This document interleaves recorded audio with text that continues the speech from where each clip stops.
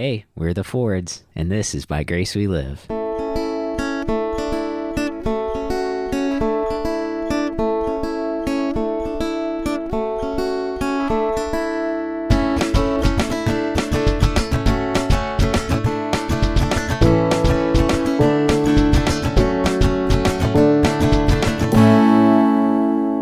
Welcome back to another week of hanging out with us. Again, if you're here, thanks. It means a lot that you guys keep coming back week after week. Before we jump in, I do want to apologize for last week. I feel like I just did a massive brain dump and some of my thoughts felt like a little incomplete and incoherent, but hopefully you guys were able to hear the heart behind what we were saying. And if you come back, welcome. You're about to get another brain dump. I'm just kidding. I know. I mean, boop, boop, boop, what is that? That was the truck dumping, backing up and dumping. I'm so confused. Yep, brain dump of all of our words. But anyway, Ryan, before we get started, I'd love to know, how was your week? Oh, it went by fast. No, this week actually did go by fast. Oh, really? For me, at least. It actually didn't feel faster than normal. Slow. Yeah, it was like a pretty slow week, I'd say. Nothing is slower than Miles walking through a parking lot. Oh yeah, that took a little while. Yes, this morning. He gets so distracted by every car and every person. He stops and stares, and it's like, okay, we've got a place to go. We gotta hop to it. But bless his heart, he's just enjoying, the leisurely life. Yeah, the stroll. Yeah. Anyway, okay, back to your week. Oh, yeah, it was fine. Nothing too crazy. Do you have a high or a low you'd like to share? Let's see. I can't think of a low, really. Well, that's good. I guess. Or it's just that it was so bad, you wanted to forget about it. Yeah. I mean, I feel like I would remember something like that for you, and I don't, so. And I guess a high would be we made a pillow dome. You made a pillow dome. Yeah. Well, yeah. For Miles. Explain to people what that is. I mean, essentially all it was in his room, I took the couch cushions and his mattress, because it's small enough, it's pretty easy to move, and lined it against the walls and the dresser and his crib to make a little square.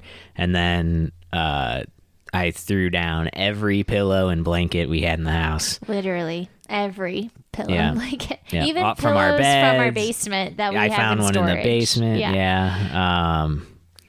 And yeah. And then we just jumped around and swung around. So much fun. Yeah.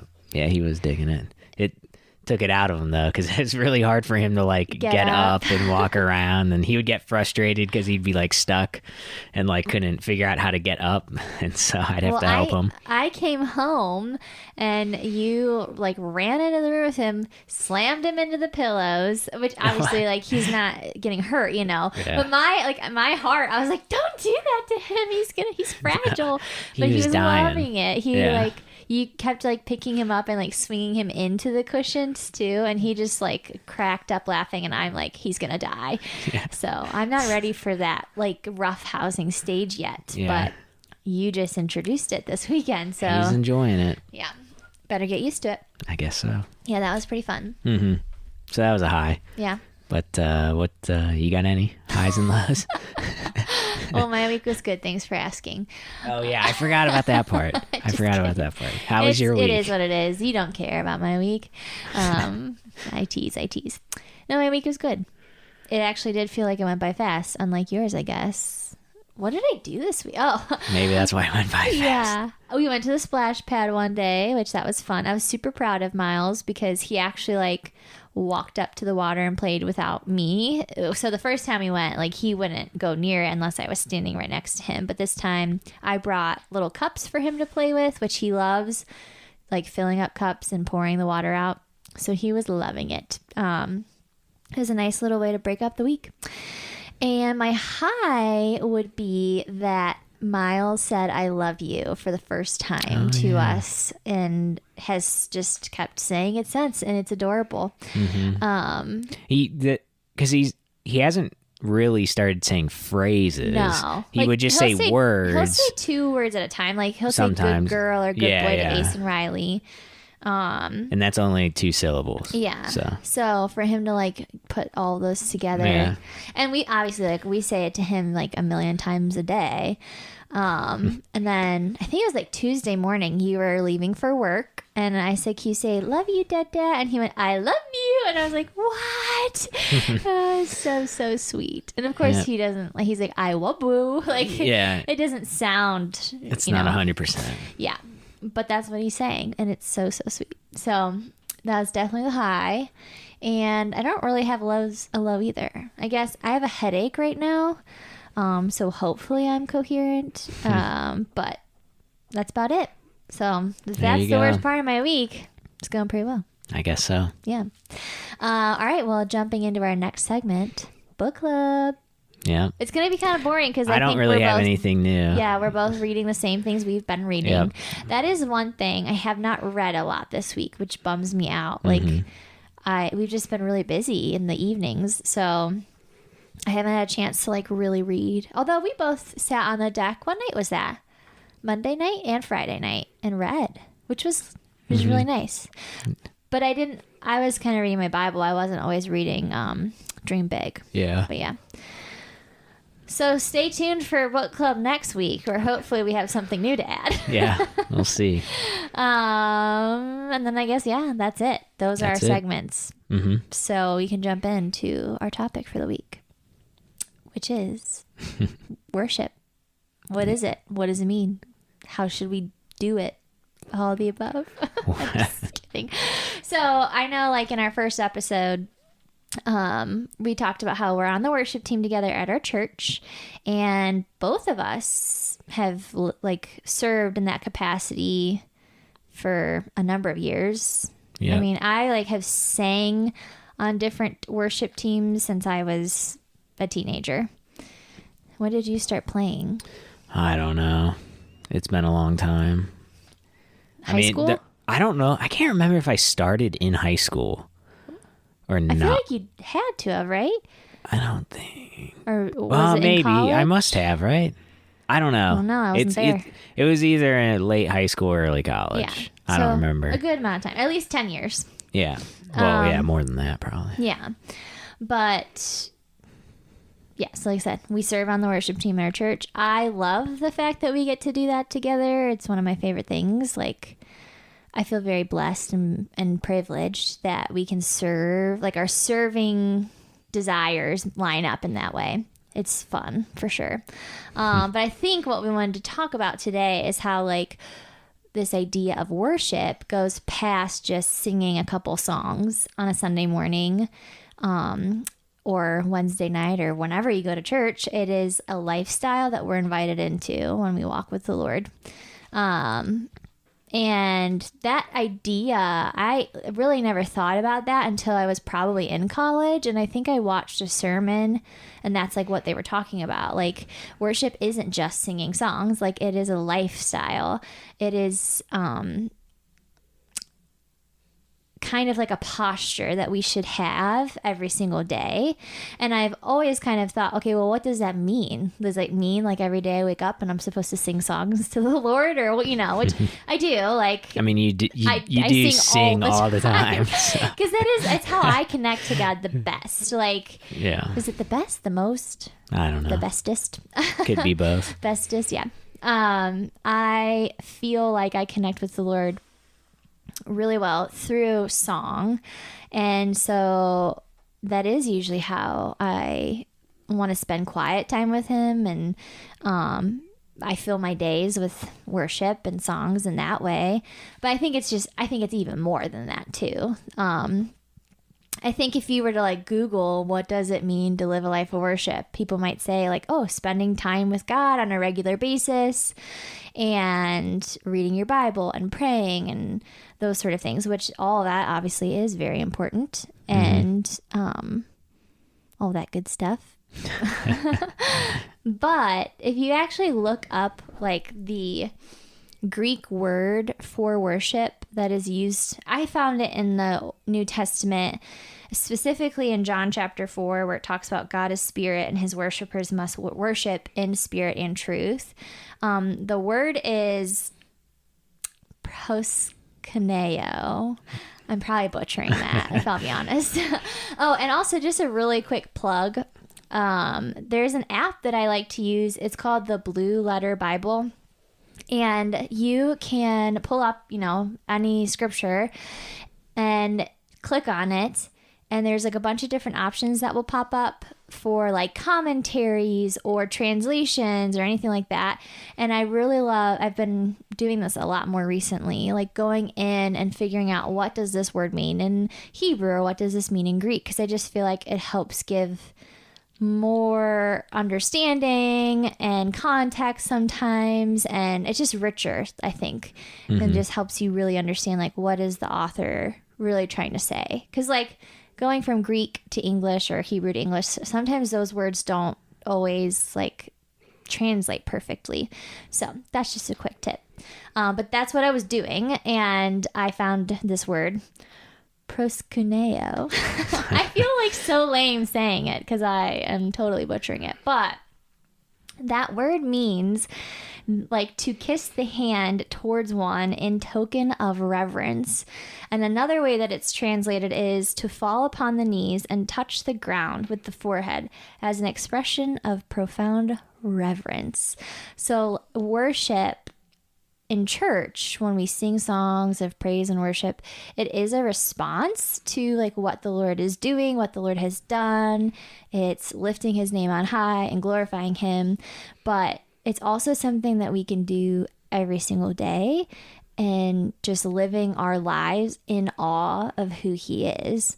And I also think, again, it's like this posture of like, you are holy and I am not, and submitting to him too. Does that make sense? Yeah. Yeah. Again, brain dump. I don't know. What are your thoughts? Yeah, I agree with everything you said. I always, whenever I try to think about worship or when I'm looking for like examples and stuff, I often go to the Psalms, obviously. I mean, I think that's a pretty common thing. And one thing I love about just worship in that context is the almost habitual nature it is in the writing of the Psalms. And I mean, this is probably talked about in that David Crowder book, Habit. Oh, I've never read that. Have you read it? Yeah, I read it like years. I think I might have been in high school when I read that, and I don't remember anything about it really, except for maybe what you're about to say. Yeah, I don't know if this is that. I just said that because I'm like, this could be in that book. I just don't remember. I see, because it's been so long. But just how it's like, no matter.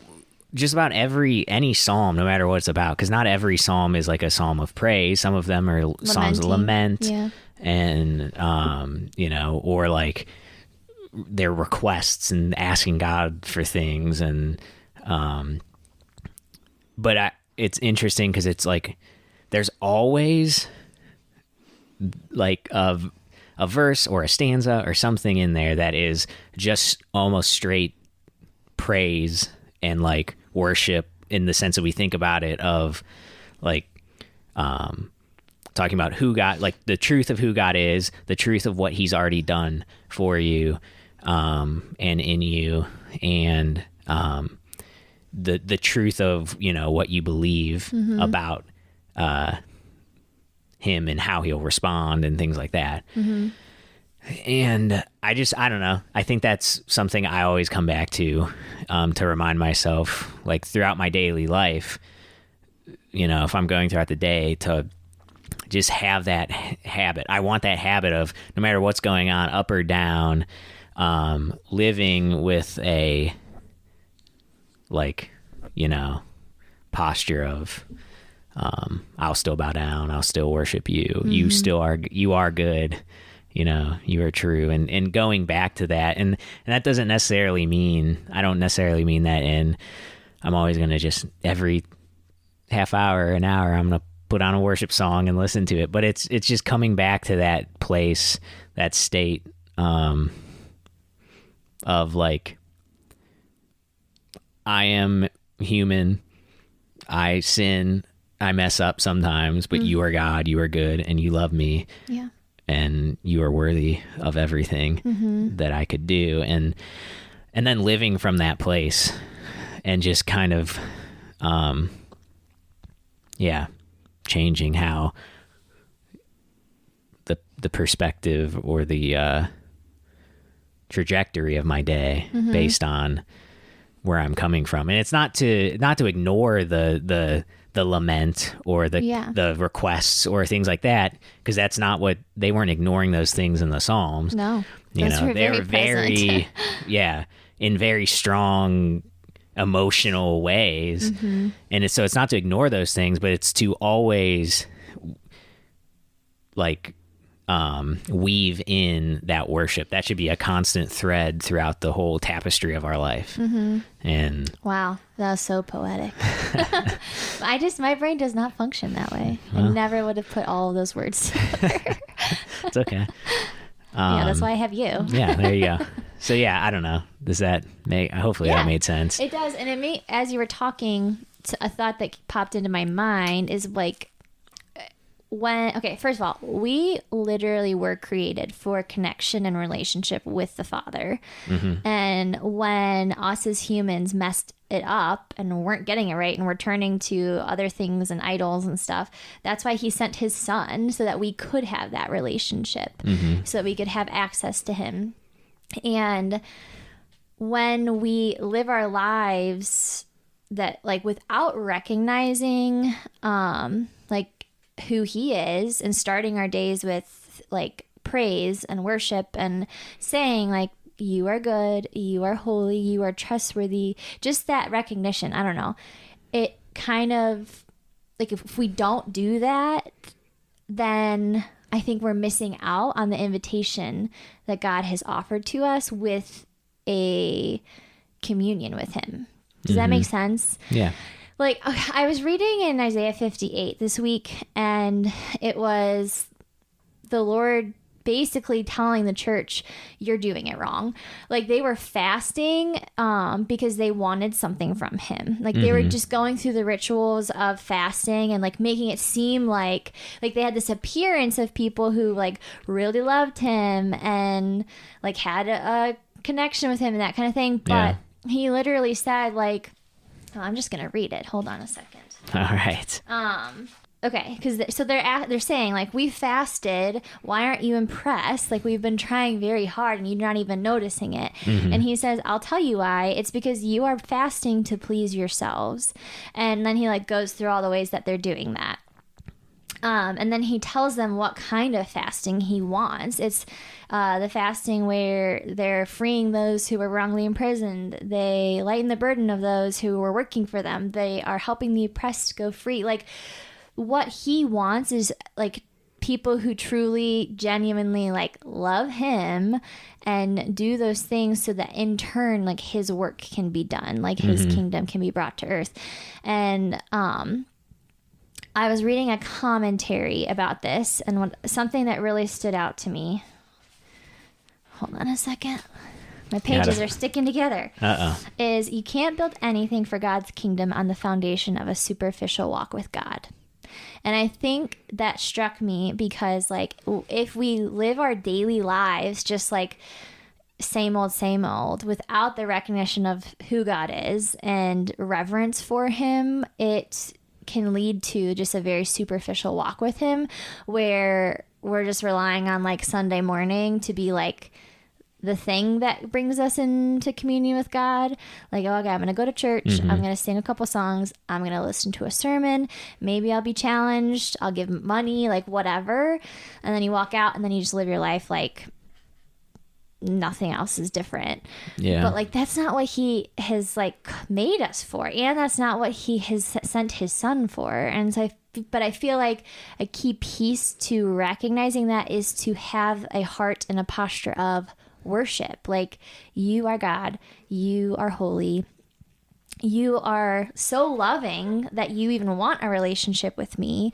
And in turn, I submit to you and I invite you to lead me, to guide me, to be the Lord of my life. And like, I want to like delight in you. And I feel like this is something that like God's really revealing to me in this season of life. Like, I haven't always thought that way. Like, I love worship and I love singing songs. You get annoyed with me sometimes because I do it too much at home. Yeah. Well, I mean, it's just because you will sing the same like chorus 50 times over. Right. Sometimes it's just really driving home a point that I need, you know? Yeah. Driving it into my skull. But it is so much more than just that. And I don't want to miss out anymore on that. Like, I don't want to like keep living a superficial walk with God where it's sometimes just like reserved for Sunday morning or like occasionally throughout the week when I feel like he's speaking to me or I need him or whatever. Like, I want it to be like an everyday sort of thing where worship is weaved through the tapestry of my life. Oh, where'd you hear that? I don't know. Some really, really wise person. Yeah. I think that's good. I think to your point about like not wanting it to just be the one day or the one like on a Sunday morning or something. I think when it is that posture, it is that like lifestyle. It's harder for it to just be about you. You know what I mean? When we do, like, I've gone through this when Sunday morning would be the only time I'm really quote unquote worshiping God. It becomes more about my own, how I feel. And like, I want to feel like jazzed up about it. You know, I want to get, I'm looking for some encouragement, and in reality, that's not really what worship means. I mean, not to say that God can't speak during worship, and he does. I believe he moves and he speaks, and for sure. And you know, strongholds and all those things can be broken down through worship. Yeah. But when we make it just this one aspect of our lives, when it's just like the Sunday morning or the, you know, the worship song in the morning or something like that, like it almost becomes like a, you know, more about how it's making you feel rather than the true meaning and purpose of it, which is the reverence, the posture, the getting down on your knees. You know, it's a lowering of yourself to you know, lift somebody else on high, in this case God. But it's an active thing, like more of us giving than us receiving. But like you said, because God is so good, he still does give to us in those moments. And we're in a relationship, so he is you know, he is giving in the same way. Like not in the exact same way, but like he is loving and wants to give us good gifts. Even in our own, you know, sinful natures, we don't always, you know, offer our gifts or our worship or whatever that may be in the most altruistic way. He still will use that, and he'll still accept it and love it and those things. But good. That's a good word. Oh, good. Yeah. That verse also reminds me of Amos. Which one? I just read? Yeah, the Isaiah stuff. Because it talks about, it'd probably take me too long to look it up, but it talks about like away with your noisy gongs and all that, or what, I don't know. I don't remember what the exact, like phrasing is, but you know, it essentially got saying, I just want justice. I want like truth and not your fake, like putting on a show for me. But John Foreman wrote a song based on those verses, and it's really good too. Do you know what it's called? No, I don't remember what it's called. It was on one of his solo albums, and we'll link it in the description. I think it was on maybe one of the, like, he did the fall, summer, winter, spring albums. I think it was on one of those, if I remember correctly. Okay. Well, it's a good one. Yeah. So it's something I'm noticing is a theme like all throughout scripture is just God saying like, this is not what I want. Like, I don't want the show. I don't want like you to make it seem like you are holy and righteous and whatever. Like I just want you to be in a relationship with me, to obey me, to love me, and to love my people. And it helps a lot for me to like ask the question, how am I being like the Israelites right now? Like, how am I being like these people who God is saying like, stop doing all that stuff. That's not what I'm asking for. And I don't know, just being self-reflective of that too. Yeah. Because it is really easy. And honestly, like as people who are on a worship team and who stand in front of a congregation, like it can be really easy to sort of like feel like, okay, I have to put on like I have to put my best foot forward because like we're up here leading these people. That is so shallow though. Like if that is like the thought process behind if that's the thing our driving Sunday you. mornings, yeah, like that is completely shallow. And usually it's the mornings that go completely wrong that are the most powerful because it's not about us, it's about the Lord. It is about him and his power and his presence moving and us putting him in his right place in our lives and in our hearts. And so, yeah, when we make it about us, it's super, super shallow. And that's not what he wants either. He's telling us like, no, I want more. I want something deeper. Just stop with the show. Yeah. Come to me and and love me. Like, I don't know. Yeah, I did find the verse. It's Amos 5, 21 through 24. He says, I hate all your show and pretense, the hypocrisy of your religious festivals and solemn assemblies. I will not accept your burnt offerings and grain offerings. I won't even notice all your choice peace offerings. Away with your noisy hymns of praise. I will not listen to the music of your harps. Instead, I want to see a mighty flood of justice, an endless river of righteous living. So it's like essentially it's like we're putting the cart before the horse. We're putting the praise and all that stuff because maybe that's the easier thing to do is to sing a song rather than actually do the hard work of justice and righteous living and loving your neighbor and your enemy and things like that. That's hard. It made me think too about the whole it's not about you because I think, and I could be wrong, but some motivation behind those ritualistic things is to feel better about yourself. Like, look what we're doing. Like, we're doing all this for you. And even like in Isaiah, they're saying like, we've worked so hard and you haven't even noticed it. And it's just like, cause it's not about us. And when we make it about us, and like our worship is even about that, or our lives are all about that, that's not like, we're not living out what God has called us to. Yeah. Which is to be co-heirs with him and to bring his kingdom to earth. Yeah. And yeah, like that's literally what he says there. It's what he says in Isaiah. Like, I want you guys to, the reason for this, the reason for worship, the reason for fasting, the reason for Sabbath, hopefully is for us to draw closer to the Lord, to understand his heart better, and then to go and be the hands and feet of God. Yeah. But if we don't even have that, like, I'm going to say it again, posture in our daily lives, we're just like not aware of it, you know? Yeah. I don't know. Like, we're not checking our hearts to see like, is this how I'm actually living? Yeah. I agree. It's good. That's all I've got. Yeah. It's a little brain dump. I think that just walking away from reading Isaiah yesterday of like, you can't build anything for God's kingdom on the foundation of a superficial walk with God. I don't want that. Yeah. And like, we're invited into so much more. And I think it starts with worship every day with him. Yeah. Weaved through the tapestry of our lives. There you go. We should have that on like a bumper sticker or something. That might be a little long for a bumper sticker. Yeah, I guess that's true. Well, I don't have a pretty way to tie this up in a bow. That's okay. Do you? I'm looking to you for that. No, okay. I don't have anything. Oh, cool. Yeah. I guess my the way I would end this would be to say, like, hopefully you're not listening to this. I never want to sound like someone who's trying to make someone feel bad about like what I'm saying.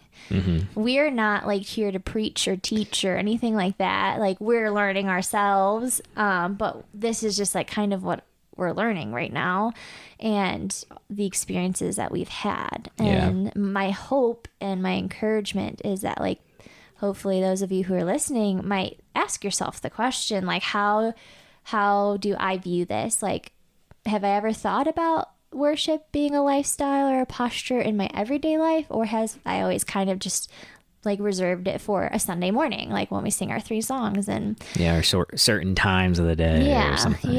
Like when you're in the radio and you're driving along and you put on some worship music, like, and that's not a bad thing. That's a great thing. I think that's part of having it be part of your life. But, just asking yourself that question and reflecting on it, and then letting the Lord and the Holy Spirit move and showing you like what that could look like in your own life. So, yeah, it's good.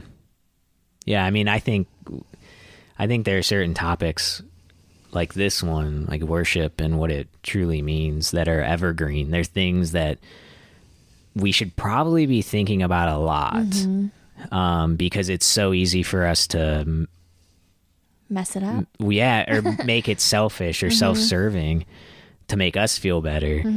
I mean, I know for me, I think just about every time we are leading, like we're up on stage, I don't know that you know this, but I still get nervous too. Like I do too. I get nervous going up there. Shake. Yeah. And, but something I always pray, and it's a short prayer, but I repeat it over and over again, just is a way to refocus myself and to like remind me that there shouldn't be this weird pressure on it. But I pray this to God, and all I say is, this is all for you. This is all for you. And I say that to God over and over, a few times, just to kind of like remind myself to focus and to remind myself, because it's so easy to, I'm probably going to mess up because it happens and I'm human. But like that, even though that's a negative thing, as opposed to like, oh, I get to bask in the glory of the stage, it's still a selfish thing because I'm thinking about me. I'm thinking about how I'm going to look still and how I'm going to think or feel. Like, what if I mess up? What are people going to think I suck or something? Like, but that's still selfish. It's still me taking my perspective off of God and Jesus and what it's really all about. And so that's just something I always do. And so I think these kinds of topics, like, we should be thinking about these probably a lot, because it's easy to fall into that selfish, that self-centered like focus of, and because it's easy to get caught up, and it's not. So it's always something we can learn and come back to and realign ourselves with. For sure. So and if you do go to church with us next time, Ryan like plays the wrong note, just walk up to him at the end and be like, "Dude, it was great. Because it wasn't for you. It was all for God." Yeah. And he loves you and it accepts you, bad notes and all. It is weird though, because like as I'm talking about this, I forgot that like people who will hear me play are listening to this, and the fact that you just immediately, I got like self-conscious. Yeah. Sorry. When you said that. I'm just teasing. But it's true. I mean, as a singer, like I've hit flat notes and wrong notes, and almost every Sunday I think I come home and I'm like, that was so bad. I sounded so bad. Like, I can't believe I'm like, whatever. And it's not about me. And, the Lord was glorified. I mean, there is this balance of like, we obviously want to come before him with our excellence. Yeah. And like, you don't want to get up there and like sound like poo-poo, Sure. But like, that shouldn't be the main focus. And I think that's what you're saying. The drive. Yeah. What's driving you? Yes. What's driving you? Reverence and awe, or your own abilities. And glory. Yeah. Yeah. So there you go. So there's your bow. There's my bow. Perfect. We started with the dump and we're ending with the boat. Oh, wow. That's okay. weird. I don't know what that means, but I don't either. Well, because we started with a brain dump and now we're tying it up with a boat. Okay. I get what you're referencing. Okay. I just, that phrase. That probably could be used in a variety of ways. Yeah. It's a metaphor of life somehow. But if you haven't already, make sure you're following us on Instagram at By Grace We Live Pod and subscribe wherever you listen to podcasts. If you have a chance, we would love for you to leave us a review or rating. Tell us what you think about the podcast. Would you like us to stop talking forever and ever, or do you want some more? We're not self-conscious at all. Well. So, but again, seriously, thank you guys so much for listening. I personally love the 40 minutes in general that we get to spend together talking about topics, and we really don't tell each other what we're saying beforehand. Mm-hmm. And it amazes me that people listen to us and they keep coming back. Yeah. So it's probably for you and your poetic I don't know about that. But that's all, folks. We're thankful. We love ya. Have a great week. Bye.